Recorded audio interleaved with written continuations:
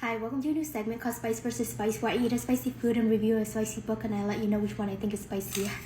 Representing the food team, we have Howling Ray's LA's hottest chicken. There are 7 levels in total. This is only level 5, but most of my friends tap out at 3. Representing the book team, we have one of Book Talk's favorite author, Kate Roberts, and her book, The Dragon's Bride. Follows Briar Rose, who has an abusive husband, so she makes a deal with a demon, and he, her husband, and she follows him for 7 years. Now, he doesn't keep her. In his magical realm, he auctions her off to the king of the dragon realm, Sol, who's our main male protagonist.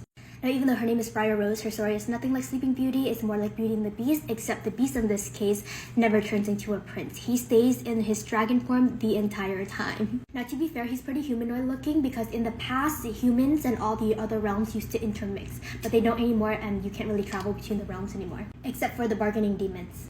Chicken update, this shit is pretty fucking spicy.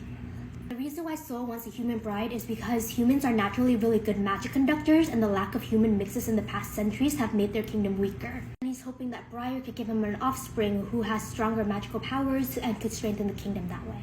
Now, he does tell her all of this up front, and their marriage contract is really consent positive. If he does anything without her consent or hurt her in any way, he loses his territory. Now let's get into the spice. So the spice from a couple of bites isn't that bad, but then it builds. This spice happened pretty fast. 1 second our girl was like, I'm not gonna fold, and then the next second she's an origami crane. The spice in this book was very much revolved around his anatomy. Let me describe this man. So he has 2 pieces of equipment. Let's call them chicken tenders. He has 2 of them.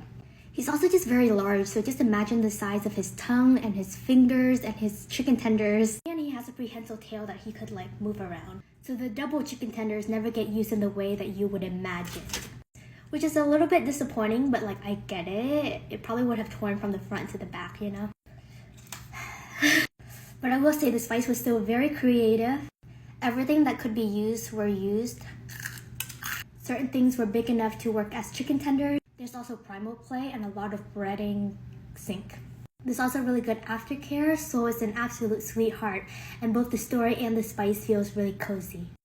Now, compared to Howling Ray's scale, I do think it sits at more of a 4 out of 7 rather than 5 out of 7. I think it might have won if we ignore consequences and use both chicken tenders, but I think the chicken wins this round. I finished 1 tender, and that is it for today. Let me know if you have recs for the next book or food.